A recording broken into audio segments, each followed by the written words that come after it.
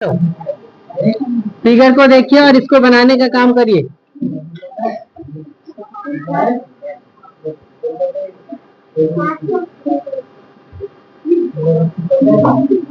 इस प्रकार का फिगर है।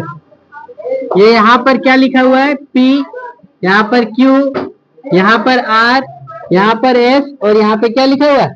T लिखा हुआ है। समझे? और ध्यान से समझो। इधर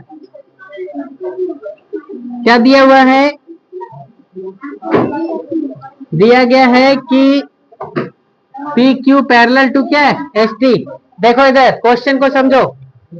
ये जो पी क्यू रेखा है ना, वो देखो इसको आगे बढ़ाएंगे ना तो किसके समानांतर चल जाएगा? एस टी के समानांतर चला जाएगा। पी क्यू पैरेलल टू किसका है? एस टी का। और क्या दिया हुआ है? देखो एंगल पी क्यू आर बराबर कितना दिया हुआ है? 110 डिग्री। इस कोण का मान कितना दिया हुआ है? 110 डिग्री। और क्या दिया हुआ है? देखो angle R S T. Angle क्या दिया हुआ है? आर एस टी बराबर कितना? 130 डिग्री। यानी आर एस टी इस कोण का मान कितना दिया हुआ है?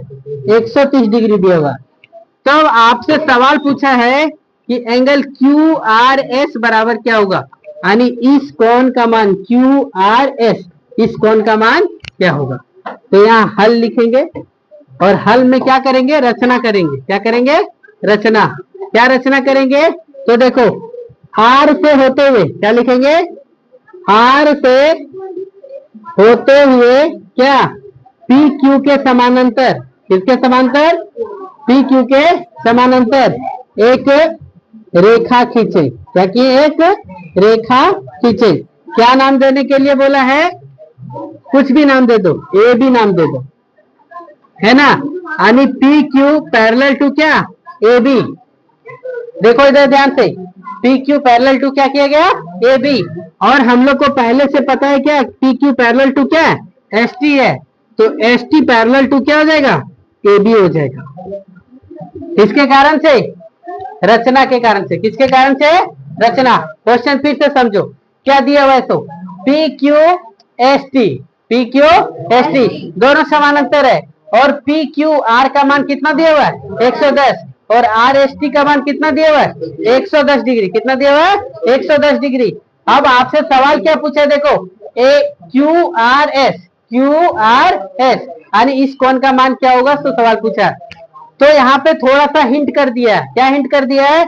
कि जो बिंदु आर दिख रहा है ना, वो एस टी के समांतर या पी क्यू के समांतर क्या करिए? एक रेखा खींचे। तो हम क्या किए? पी क्यू के समांतर ए बी क्या किए? एक रेखा खींचे। किसके होते हुए?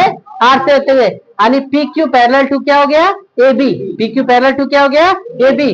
देखो P Q parallel to A B है और पी क्यू पैरेलल टू क्या है? एस टी है। तो देखो एस टी पैरेलल टू क्या हो जाएगा? ए बी हो जाएगा। यानी ये रेखा इसके समांतर, ये रेखा इसके समांतर, तो ये रेखा इसके समांतर हो जाएगा। अब देखो अब कोई काम नहीं है, मेन काम जो था करना वो हो गया। अब क्या होगा? देखो क्या लिखेंगे? पी क्यू पैरेलल टू हल्ला, पी क्यू पैरेलल टू क्या? A B. P Q parallel to क्या? A B. तो देखो ये कोण कितना डिग्री का? 110 डिग्री का। तो इस कोण का मान भी कितना होगा? 110 डिग्री। क्यों? एकांतर अंतःकोण के। देखो क्या लिखे? P Q parallel to A B है। और देखो और क्या लिखेंगे? तो ध्यान से समझेंगे। और क्यू आर एक तिर्यक रेखा है। क्यू आर कैसी रेखा है? तिर्यक रेखा है। और जब तिर्यक रेखा है तो एंगल पी क्यू आर बराबर एंगल क्या हो जाएगा? क्यू आर बी बराबर कितना? 110 डिग्री। इस कोण का मान भी कितना मिल गया हमें? 110 डिग्री। पुनः देखो सेम कंडीशन लगाएंगे। एस टी पैरेलल टू किसका है? एस टी पैरेलल टू क्या? A B. और क्या है? आर एस एक तिर्यक रेखा है। आर एस क्या है? एक तिर्यक रेखा है। यहाँ पे थोड़ा एक वर्ड छूट गया। क्या? एकांतर अंतःकोण से। ठीक है। तो S T parallel to A B है और आर एस क्या? एक तिर्यक रेखा है। और जब तिर्यक रेखा है तो देखो ये कोण, तो हाथ घुमा मेरा, यहां से यहां का मान, ये इसका मान कितना हो जाएगा? 130 डिग्री। यानी एंगल आर एस टी बराबर एंगल क्या? ये आर एस। बराबर कितना 130 डिग्री। किसके कारण से? एकांतर अंतः कोण से। किसके कारण से? एकांतर अंतः कोण से। अब देखो ये कोण 130 डिग्री और ये कोण कितना 110 डिग्री। अब फिर आ जाइए, अब आप लोग जानते हैं, हम लोग जानते हैं कि एक सीधी रेखा पर कितना डिग्री का कोण बनता है 180 डिग्री का। देखो है ना, यहाँ पे लिखेंगे, हम जानते हैं कि एक सीधी रेखा पर कितना 180 डिग्री का क्या बनता है कोण बनता है। और जब 180 डिग्री का कोण बनता है तो देखो ये 130 है और ये 110 है, तो हम लोग को किसका मान पूछा क्यू आर एस का। तो एंगल क्यू आर एस बराबर क्या करेंगे, एंगल ये आर एस, एंगल क्या A R S plus angle Q R B plus angle क्या लिखेंगे क्यू आर बी, और 180 डिग्री को क्या कर देंगे घटा देंगे। क्यों? क्योंकि एक सीधी रेखा पर कितना डिग्री का कोण बनता है 180। तो जो एक्स्ट्रा कोण बन गया, जो एक्स्ट्रा आ जाएगा एंगल, वो किसका मान हो जाएगा क्यू आर एस का। तो देखो एंगल क्यू आर एस बराबर कितना ए आर एस, ए आर एस का मान कितना है 130 डिग्री, क्यू आर बी का मान कितना 110 डिग्री माइनस कितना 180। तो क्यू आर एस बराबर 130 और 110 कितना हो गया 240 माइनस कितना 180। तो एंगल क्यू आर एस बराबर कितना हो गया, हाँ 240 और ये कितना 100, 240 में 180 गया कितना 60 डिग्री, यानी क्यू आर एस का मान कितना हो गया 60 डिग्री। समझे? चलो नोट करो फटाक से, शॉर्ट में बना देंगे, एक लाइन में बना देंगे, बता दे। देखो किस तरीके से बनाना है, हमको जो सवाल पूछा है ना, देखिए हम उतना नहीं लिखेंगे। देखो ये 50 और ये y मिल करके कितना होगा 127 डिग्री। क्यों? एकांतर अंतः कोण के कारण। तो 50 प्लस y बराबर कितना 127। तो जोड़ो तो y बराबर कितना हो गया 127 में से 50 घटा दो कितना बचा, बता 77। तो y का मान कितना हो गया 77 डिग्री, एक आंसर हो गया। दूसरा नंबर ये देखो ये 50 डिग्री, तो s का मान भी कितना होगा, इतना ही तो लिखना था, खत्म हो गया। ये 50 डिग्री और ये कितना 77। उसी चीज को लॉन्ग में थोड़ा लिख देते हैं, समझे क्या? देखो ये कैसे, ये 50 और ये y मिलके कितना हो जाएगा 127। क्यों? ये टोटल और ये टोटल एकांतर अंतः कोण के कारण बराबर। तो 50 प्लस y बराबर 127। तो y बराबर 127 में से 50 घटा देंगे तो y का मान कितना निकल जाएगा 77 डिग्री। और फिर देखो ये भी और सी डी क्या है समांतर रेखा है, और पी क्यू क्या एक तिर्यक रेखा है। तो ये 50 डिग्री, तो ये भी कितना 50 डिग्री, एकांतर अंतः कोण के कारण। एग्जाम में पूछे क्वेश्चन तो आप ऐसे बना सकते, बोलिए कहाँ पी और आर है, पी आर इसका तिर्यक रेखा है ना, ये भी पैरेलल टू कौन है सी डी, और पी आर जब तिर्यक रेखा है तो ये टोटल कोण और ये टोटल कोण एकांतर अंतः कोण में जाएगा। उसी चीज को लिखना है, उसी चीज को क्या करते हैं लिखते हैं। देखो हल लिखेंगे, और हल लिखते क्या लिखते हैं कि ए बी पैरेलल टू क्या है सी डी है, ए बी पैरेलल टू क्या है सी डी है ना। और क्या दिया और ध्यान दो, लगता बहुत ज्यादा हाई वोल्टेज है ना।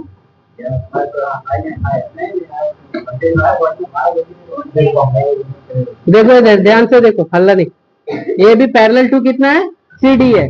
और क्या दिया हुआ ध्यान से देखो कि एंगल ए पी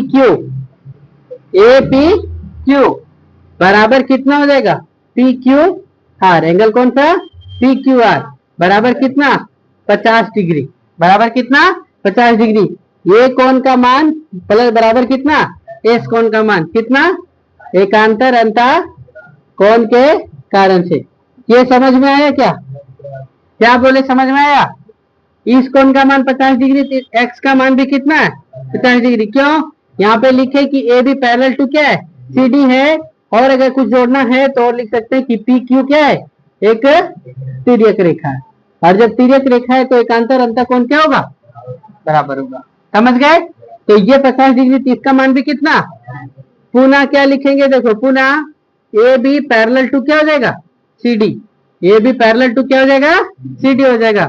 और जब A B parallel to C D है और पी आर कैसी रेखा है, एक तिर्यक रेखा है। पी आर कैसी रेखा है, तिर्यक रेखा। और जब तिर्यक रेखा है तो देखो angle A P R, angle कौन, ए पी आर बराबर एंगल कौन, P R D. A P R बराबर एंगल कौन सा, पी आर डी बराबर कितना 127 डिग्री। यानी angle A P R, A P R तो इसको लिख सकते हैं A P Q plus angle कौन, क्यू पी आर बराबर कितना 127 डिग्री। तो ए पी क्यू का मान कितना है 50 डिग्री, क्यू पी आर का मान कितना है वाई बराबर कितना 127। तो वाई बराबर 127 माइनस कितना हो गया 50, तो वाई बराबर कितना मिल गया 77 डिग्री। ये आपका क्या हो गया, आंसर हो गया। चलो नोट करो फटाफट, कहानी एक्स्ट्रा लिखना पड़ेगा। स्टार्ट करिए। देखो क्या लिखा है, तो 5वां नंबर जो फिगर देख रहे हो ना कि क्या दिया हुआ है, देखो पी क्यू पैरेलल टू क्या है आर एस है। पी क्यू पैरेलल टू क्या है आर एस है। आनी क्वेश्चन में क्या किया गया कि दो दर्पण को, किसको, दो दर्पण को समानांतर रखा गया। दो दर्पण को क्या किया गया, समांतर रखा गया। और जब समांतर रखा गया है ना तो रखने के बाद देखो एक किरण निकला ए से और कहां पर, दर्पण पी क्यू पर बिंदु पी पर जाकर के क्या हो गया टकराया। और टकराने के बाद क्या हो गया है ना, बीसी के रूप में क्या हो गया बाहर निकल गया। बीसी के रूप में क्या हो गया बाहर निकल गया। अब वही बीसी जो किरण है वो आर एस दर्पण पर टकराया, आकर के टकराया कौन सी बिंदु पर, सी बिंदु पर। और यहां से टकराने के बाद किधर निकल गया, सी डी होते हुए क्या हो गया बाहर निकल गया। यानी पी क्यू दर्पण के लिए ध्यान से समझेंगे, इस फिगर को उठा करके हम यहाँ ले आते हैं और इस दर्पण के लिए ऐसे देखो समझिएगा थोड़ा सा, इस फिगर को यहाँ ले आए। ये देखो ये क्या है, इस प्रकार से ये बना दिए, ध्यान से समझिएगा। दो फिगर है, दोनों को जोड़ करके ये फिगर बनाया गया, लेकिन यहाँ दो अलग अलग फिगर बना दिए। देखो ये दो किरण ये आया और एक किरण क्या हो गया निकल गया, समझिएगा। तो ये क्या है, प्रकाश के परावर्तन का नियम क्या कहता है कि आपतन कोण बराबर क्या होगा परावर्तन कोण। यानी ये कोण का मान बराबर क्या होगा, ये कोण का मान होगा, इस कोण का मान जितना होगा इस कोण का मान होगा। और इसी प्रकार से देखो ये भी आपतित किरण और ये भी क्या हो गया परावर्तित किरण, तो ये आपतन कोण और ये क्या परावर्तन कोण। आपतन कोण और परावर्तन कोण का मान क्या होगा बराबर होगा। और क्या बोले ध्यान से देखो, हमको सिद्ध करना है कि ई जो रेखा है ए बी आपतित किरण यहाँ पे और ये जो सी डी परावर्तित किरण है ये भी पैरेलल टू क्या है सी डी, सिद्ध करके बताइए। समझ गए। एक बार फिर से क्वेश्चन बताते हैं कि दो दर्पण है, एक पी क्यू और दूसरा कौन है आर एस है। दोनों को क्या किया गया है समानांतर रखा गया, दोनों को क्या किया गया है समांतर रखा गया। और जब समांतर रखा गया है तो एक वो किरण को पास कराया गया और वो किरण ए बी से होते हुए ए से कहां पर बी होते हुए यानी बिंदु बी पर टकराया और टकरा करके किस पर आर एस दर्पण पर बिंदु सी पर फिर वापस आकर क्या हुआ टकराया और सी से फिर निकल के कहां पर चला गया डी पर। यानी एक आया फिर क्या हो गया गया। इस प्रकार से दिया हुआ किरण और तो पूछा है कि ए बी पैरेलल टू क्या करो सी डी सिद्ध करो। तो हम लोग क्या किए सो ध्यान से देखिए, एक रचना कर दी। क्या कर दिए रचना, क्या रचना कर दिए देखो एम बी क्या कर दिए परपेंडिकुलर खींच दिए, लंब खींच दिए। एम बी परपेंडिकुलर टू क्या किए पी क्यू खींचे तथा सी एन परपेंडिकुलर टू क्या कर दिए आर एस खींचे, है ना। यानी ये इस पर लंब डाल दिए और ये इस पर लंब डाल दिए। लंब डालना या ना डालना इसके पीछे क्या रहस्य है, तो ये क्या होगा 90 डिग्री का यहाँ भी कौन बनाएगा और 90 डिग्री का कौन यहाँ भी बनेगा। और साथ ही साथ क्या होगा जब क्या देखो ये कौन सी रेखा हो गया, ये आपतित, ये परावर्तित और ये क्या अभिलंब। ये क्या हो गया अभिलंब। और अभिलंब हमेशा कितना डिग्री का कोण बनाता है 90 डिग्री का। वो क्या करता है आपतन कोण और परावर्तन कोण में क्या कर देता है बांट देता है। तो ये आपतन कोण ये क्या परावर्तन कोण, ये भी आपतन कोण ये भी क्या परावर्तन कोण। देखो रचना हम जो किए वो एम बी परपेंडिकुलर टू क्या किए पी क्यू खींचे तथा सी एन परपेंडिकुलर टू क्या किए आर एस खींचे। तो देखो इससे क्या पता चल जाएगा कि ये भी यहाँ पे 90 डिग्री का कोण बना है और ये भी कितना डिग्री का कोण बना है 90 डिग्री का। तो इससे पता चल जाएगा कि एम बी पैरेलल किसका होगा सी एन का होगा। ये रेखा और ये रेखा क्या हो गया समानांतर हो जाएगा। किसके कारण से पता चला रचना से। यहाँ लिख करके रखेंगे। अब हल लिखो और हल लिखने के बाद क्या लिखेंगे ध्यान से समझिएगा।